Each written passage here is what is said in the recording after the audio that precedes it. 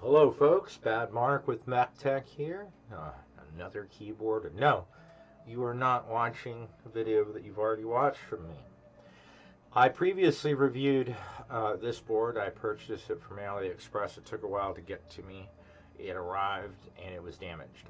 It had several sockets already pulled up.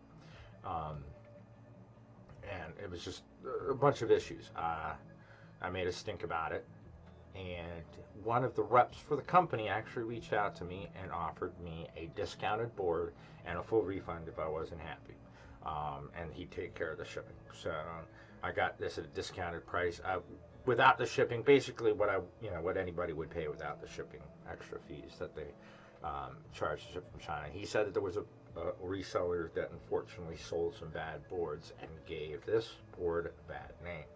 So he said he wanted me to take another look. And if I would, he'd give me a discount. So I went ahead because I did get refunded for the previous one, and I got a pretty good deal on this one. I said, well, let's go ahead and give it a try. He also said that he was going to stick some foam in there as a gift. Let's see. So, oh, there it is, yeah. So we've got the Porcelain specifically for this keyboard, NJ-80, one piece. Cool. All right, and we have, I didn't ask him, he didn't ask me, so I believe I got the steel plate. The last one I had was the brass plate, but obviously that's not the concern here. I want to open this up. Now the other one I did receive came in a plastic bag. It did not come like this. It did not come sealed, so he didn't get into any details. He said there was a reseller that was selling boards knowingly that they were bad. That's all he told me. So, all right. Now we've got that aside. So we've got the keyboard, or feels like what I remember it feeling like.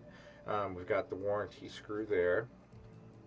We've got the 2.4 gigahertz receiver there for the, because this does have the, I believe it has Bluetooth as well, but I know it has the 2.4. So it has this. I want to say that's the steel plate, and the stabilizers, pretty good. I like the blue knot. Actually, that's a nice touch, and it does have nice weight to it. And what else do we have in the box? I may have not gotten a complete one last time. I didn't have a manual, that's for sure. Although this manual seems to be in Chinese, it does appear to have what looks like a QC card, which the other one definitely did not have. And there is instructions, but they're in Chinese. So, and then just like everything else, we have, this comes with an extra stabilizer? Huh. No, that's a new one on me. I don't believe I've ever seen a keyboard come with an extra stabilizer. We got a keycap, we got your regular USB-A to USB-C, and a keycap holder. So that's what's in the box. I'm going to go ahead and put it in. Now the first thing I'm going to do before I touch this board is what I should have done with the other one, and what I do now with practically every board I get, is go ahead and test out the sockets. Let me see this for you. Alright, so I'll be able to plug this in.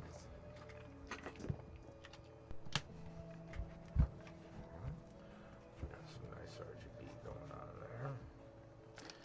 Alright, now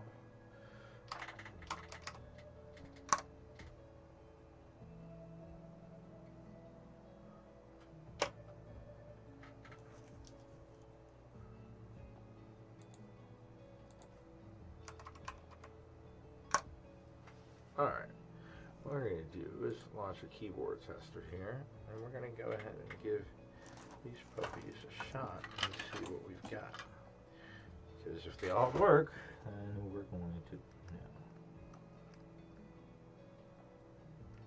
Huh.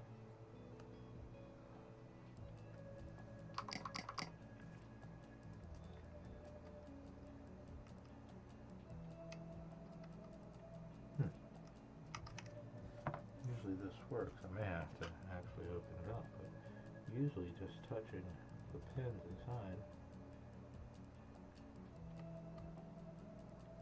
Huh. There's nothing.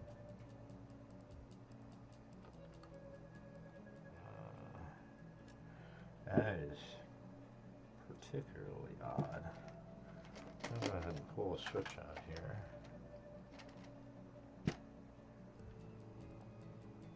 Alright, it's a 5-pin. And, alright, yeah, these are south facing, so it's going to be real gentle here. Oh, okay. So, it is actuating. I guess my tweezers just aren't getting in there deep enough to be able to,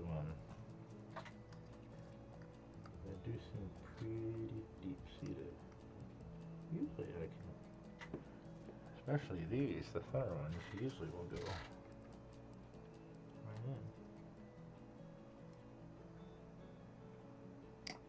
Oh, there we go, alright.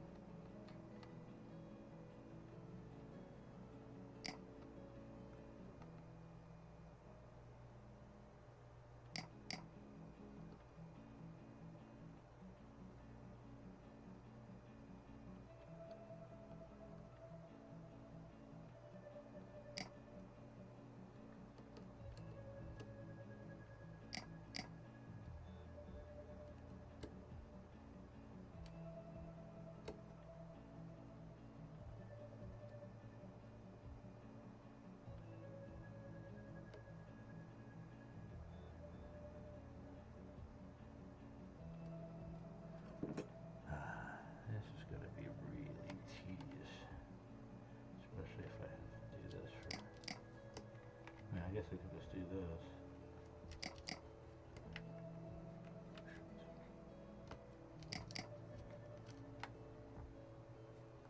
Alright, try not to stick it that hard.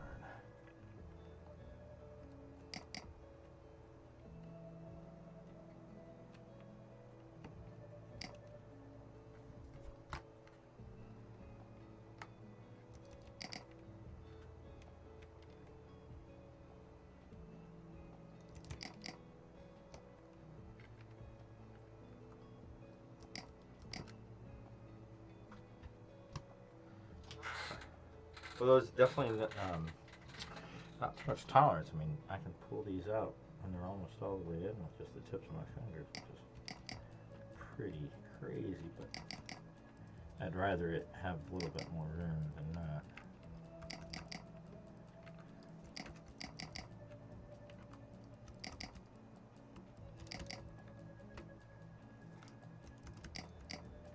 I'm basically just setting it on top of there. Much easier than the tweezer method, maybe.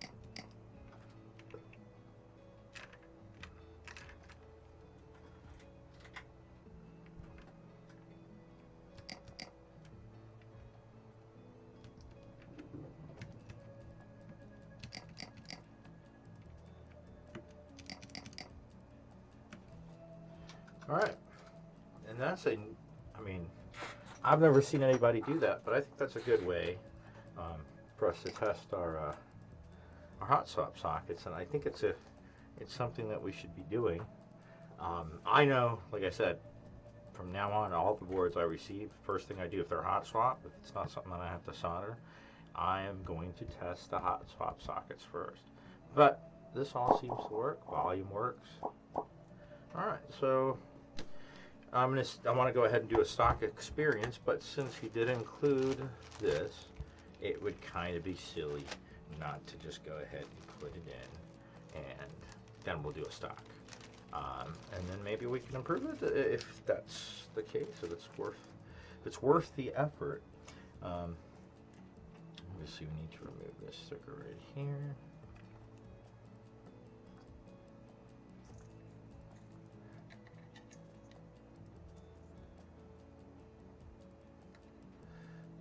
Warranty void, oh no, Mr. Bill, Mr. Bill. Yeah, you gotta love that. Warranty void if you open, but here's a product you can buy, an accessory that is a foam pad for this specific keyboard, which in order to install you have to open. So wait a minute, so if I buy one of your accessories, I void the warranty on the primary product? That makes a ton of sense, doesn't it? Either don't sell it or say, hey, it's got to be official. Yeah, there's the on and off switch, so, you know, for the battery that's in there, and I think that's a lot of that heft that we feel in there is that battery. Now, if I remember correctly, this only has these two screws right here.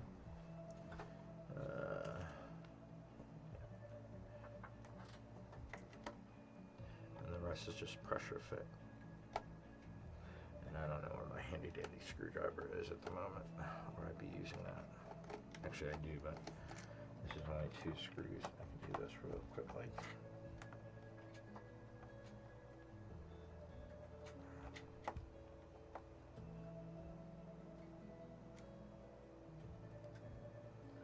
That's too small of a head. I don't know why. This doesn't work.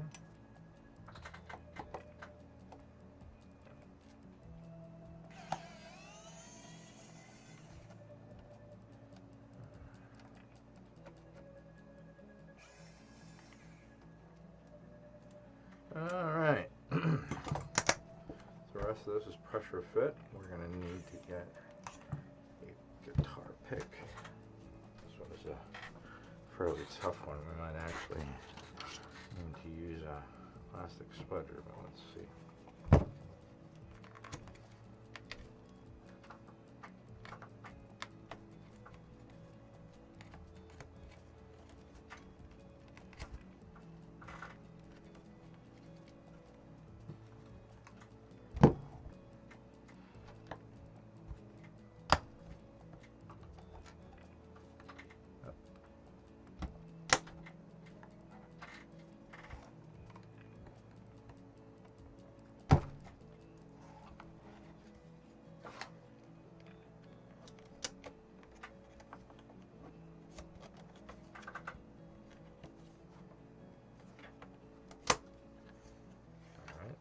Clips are done. Although that's right. Knob has to come off. Now this is a weird knob, different than the other D knobs I've seen, but I mean I think regular D knobs should fit, or potentiator meter knobs, whatever they're called. Alright, so now you want to be careful not to pull too hard on these, because we do not want there we go. All clips intact. Yep, all clips intact. There's none on the sides. It's just on the top and the bottom. So really, you got to work on one, and they both have the same amount. Yeah, four on the bottom and 4 on the top. All right. So that's the shroud to that. That's another thing. That other one that I got did not have the 2.4 receiver, now that I recall. All right. So now what we've got here. The does look like the stabs come lubed. Might be a little much, but hey, they come lubed. That's half the game right there, right? So now we have to take this out. Alright, I know it has a daughter board for the potentiometer meter, and it also has one for the battery. And we want to make sure we take these puppies out without causing any damage. There's also the on and off switch there. Alright, there's the potentiometer meter daughter. And then there's the battery. Alright, I'll leave this alone. But this is one nice thing that I did like about this board, that it comes with this. I mean, people are like, oh, it's not enough, it's not filling enough. Anything, even just the packing film, is good enough to put right there. So, alright, now looking at the... See, I saw this on the other board. I don't know how well you guys can see that. Let's see if I can get it to focus. But there's spots right there. You can still see flux, and it looks like it was overheated a bit, and that's for the switch. So I saw some issues with the previous one as far as soldering goes. Now, obviously, I had an entire lane that was dead, so that was a serious issue. But I also saw lanes pulled up lanes. I mean, there was just poor and sloppy soldering. But I'm looking at this. That's really the only spot that I would be, if I was QC, I'd be concerned about. Although that's the primary switch, but it looks dirty as hell. So again, I don't know. Is this a good board, or is this a mediocre board with some, a couple of additions like the battery, the foam, the insert 2.4, and the hot swap? I don't know. But like I said, let's go ahead and stop pondering what could or couldn't have been. We're just going to install the foam, and then we're going to put some switches in and give it a go and see if this actually works this time. All right. Let's go ahead and take these screws out.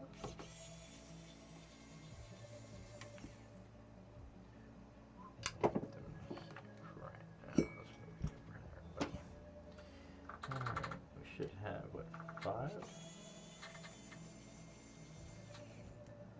2?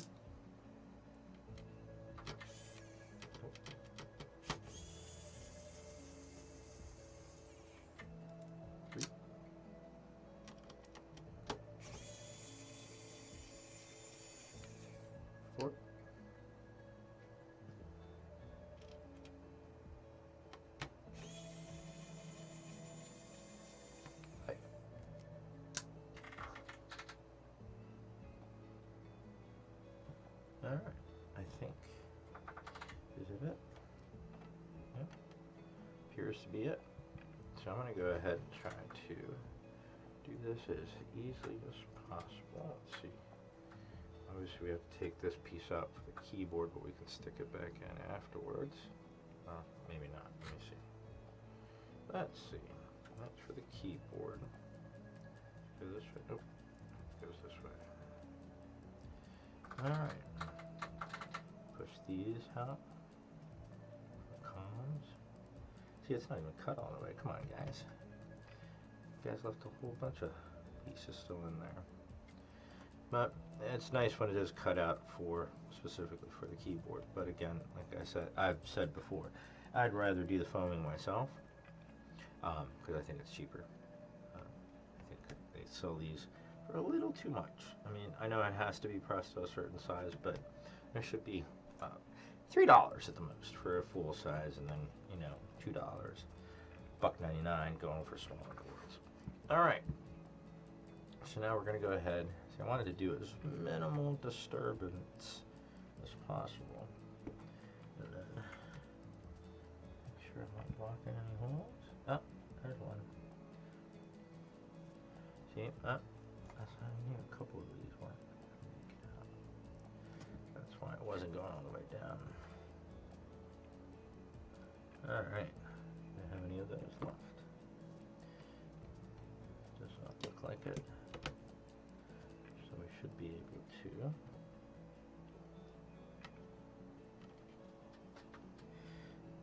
Still not wanting to quite. Oh, maybe so.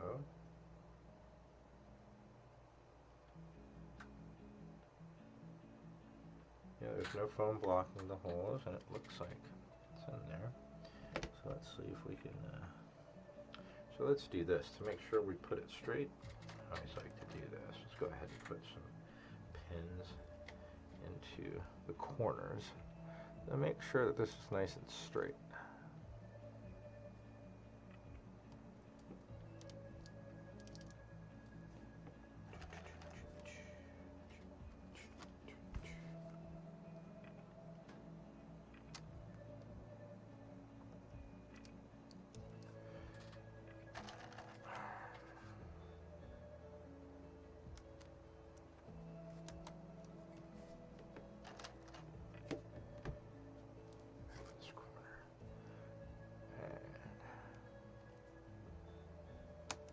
That should be enough to ensure that we're nice and lined up and we don't strip any of these screws going back in.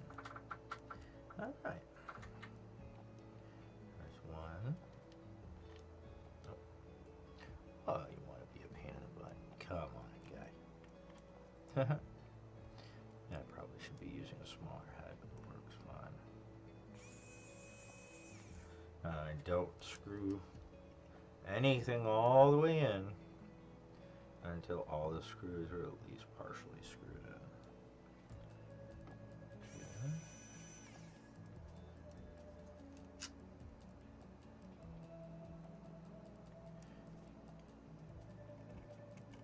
Three.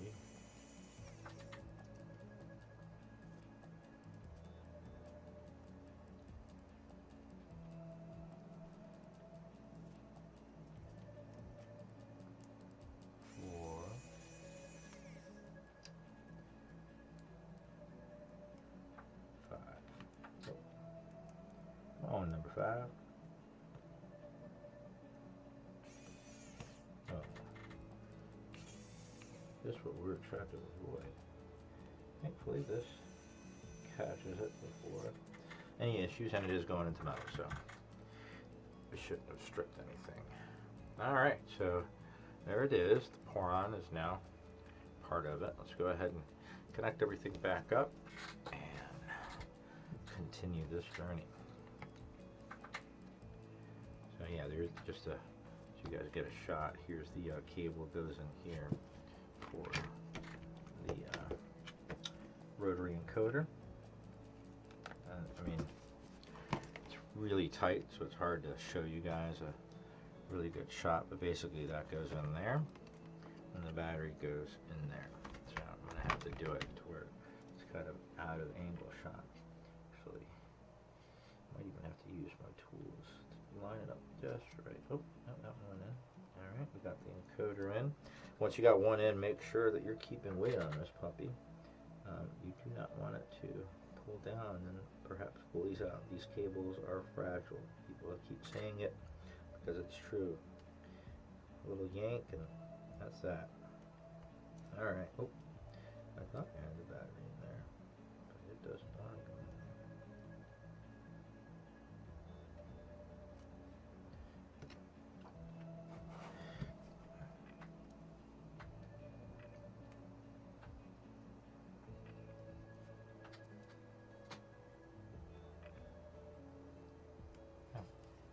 Well, obviously the battery's there, and I guess the switch is on. Alright, so here is kind of a tricky part, not really, but just want to make sure that we're not covering any of the holes because we probably pulled up a little bit, so make sure everything is lined up. I want to stick this in here. Now this is going to be, has to be fit just right because remember we've got this coming out. We've got the switch. So we got a few things that we got to make sure are in place. So almost gives it a gasket feel there. Do you guys see that amount of flex? That's interesting. I mean, it is.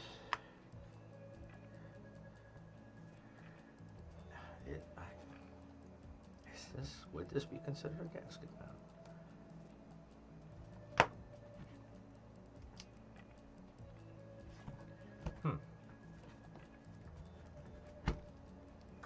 Interesting. Very, very interesting. All right, so now we put back the plate. I mean the shroud, I should say. Just take this out. Try to get one side in first, and then the other. I just need those clips on the bottom and the top I saw before that we pulled out. It's obviously a little tighter because that poron's in there, but it does still shut. And I just want to make sure all those clips go in. So now we see everything's lined up. There's the 2.4, there's an on and off switch, and there's a USB switch. So I guess technically this is a gasket mount. I mean, you guys correct me if I'm wrong, but very little flex, but there is some flex. So, all right. Hi. I can't say I don't dislike this keyboard so far. I'm definitely have a better impression of it, but like I said, there was that one issue, but that's just one, and the switch does seem to work, and it just looks dirty. I don't think it's actually anything that would cause any sort of defect. So I just think it was sloppy work, that's all. So let's go ahead and pull out, come on. Pull out these silent yellows, because we're not going to be using these in here. Figure out which ones we're going to use.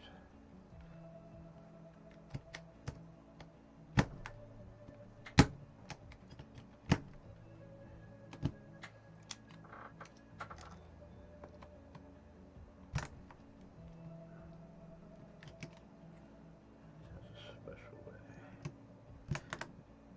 There we go. All right. So, which switches shall we go? Sure if I have enough of these. Let's see. Do I have any? Yep, I do. Alright, so we're going to go with some Iceberg linears that I lubed a while back for another board. I guess now they're going to be being used for this one. So I don't have the specifics. I'll put them down there.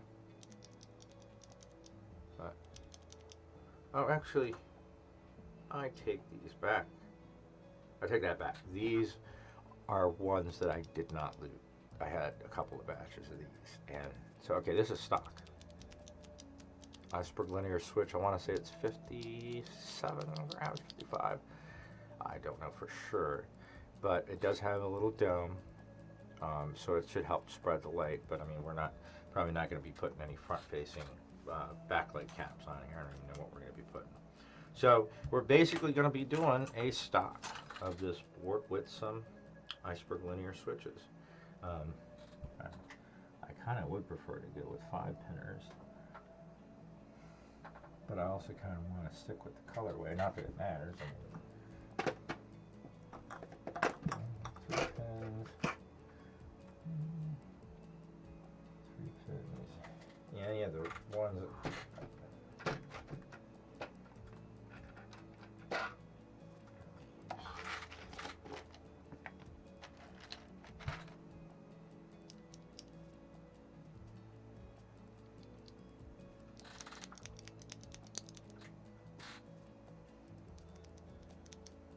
It's a linear switch. It's a Texie. Okay, so I believe this is the Texie Ruby? Or the Emerald. No, the Emerald Texie. Yeah. So this is a linear switch as well, but this has the 5 pins. I prefer to go with the 5 pins, so let's go ahead and do that. Am I cool now?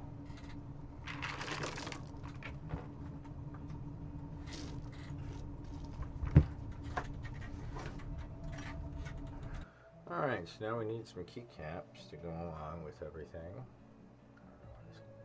I keep hitting it. Apologize.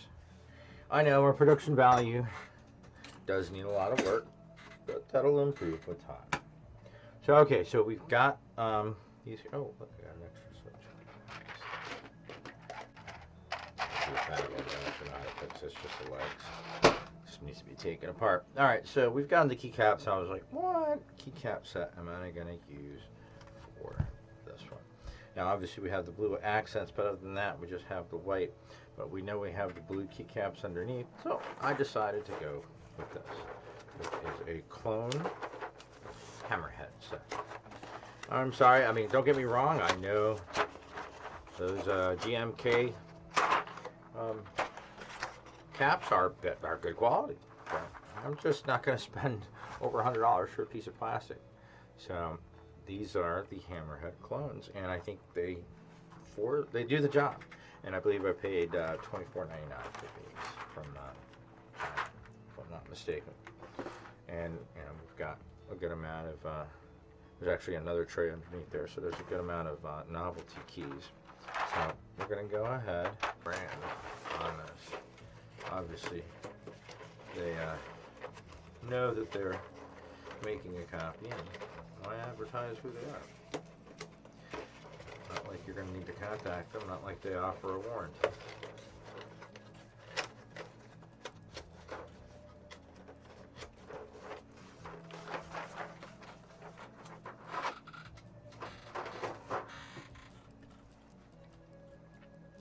So this is it.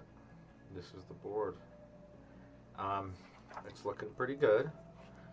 It could use a little bit more weight, but it's actually fairly hefty. I mean, it's obviously just because of the steel plate and the battery, it's giving it some weight, but the rest of the materials are plastic, so besides the knob.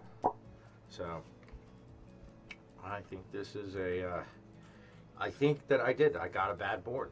Because that one, there was a lot of complaints. I saw a lot of issues with the soldering, lanes, just the build quality in general. It looked like it already had been taken apart and roughly put back together. It was missing one of the clips on the case. There was numerous issues with it. So I believe it was from basically, like I said, the merchant didn't give me much details, but said that one of the resellers was not acting appropriately. So I think that this board is a decent board, and I'm gonna go ahead and use it as my daily driver for a few days, and then come back with my full assessment of what I believe of this board. But as of right now, I'm gonna say that I'm definitely more impressed than I was with the first one that I got. I know there's some issues like with the like say if you have it on your the F12 key, actually, and I forget if it's alright, see that? I was like, what is going on? Can you guys see that? I guess not, it's really hard to see, but right now got the lights turned off, but that, see the F12 is glowing? I was like, what? But on the other board it wasn't doing that. It was just solid on, and actually it would flicker here and there. And again, so it made me think that it was a defect. That's actually meaning that it's charging the onboard battery when you have it in the off, or when you have the LEDs turned off. But that's another thing. Even when I had the LEDs turned on, that one would do the same thing. It was almost a solid green with a flicker here and there. So it was definitely, it was shorting on something. So, like I said, there was numerous issues. Oh yeah, there was a couple of lights that would not switch colors too. That was another issue that I saw with the previous version that I received. So, the NJ-80, is it worth it? Like I said, I'm going to use it for a week. I have a much better impression and feeling of this board so far. So I'm going to go ahead and use it for a week, but I'm going to come back in a second and give you guys a sound test. I want to get all the specs on the tech Cs that I'm using in here. They are stock. I believe they came factory lubed, but I'm not sure. I'll get those, and we'll come back with a sound test. All right? Just real quick, I completely forgot about these switches. These are actually the Porcelain Blues. These are a special collaboration, and I got them from RingerKeys. I actually have these in one of my favorite LK 67 builds. These are some really nice linear switches. They come at 57 and 52 grams, or 62 and 57. I don't know. This is the heavier spring one. It is lightly lubed from the factory. Doesn't have much scratchiness. I like them straight out of the box. I didn't even lube the ones in my other one. I'm happy with it. Actually, after a little bit of time, they actually get better. Even though they don't have the reservoir like the KO box switches. But I just wanted to bring that up. So, okay, let's go ahead and get ready for this sound test.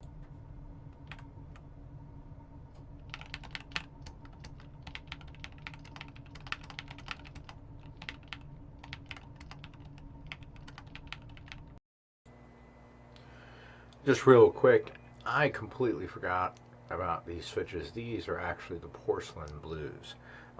These are a special collaboration, and I got them from RingerKeys. I actually have these in one of my favorite LK 67 builds. These are some really nice linear switches. They come at 57 and 52 grams, or 62 and 57. I don't know. This is the heavier spring one. It is lightly lubed from the factory. Doesn't have much scratchiness. I like them straight out of the box. I didn't even lube the ones in my other one. I'm happy with it. Actually, after a little bit of time, they actually get better. Even though they don't have the reservoir like the KO box switches. But I just wanted to bring that up. So, okay, let's go ahead and get ready for this sound test. Just real quick, I completely forgot about these switches. These are actually the Porcelain Blues. These are a special collaboration, and I got them from RingerKeys. I actually have these in one of my favorite LK 67 builds. These are some really nice linear switches. They come at 57 and 52 grams, or 62 and 57. I don't know. This is the heavier spring one. It is lightly lubed from the factory. Doesn't have much scratchiness. I like them straight out of the box. I didn't even lube the ones in my other one. I'm happy with it. Actually, after a little bit of time, they actually get better.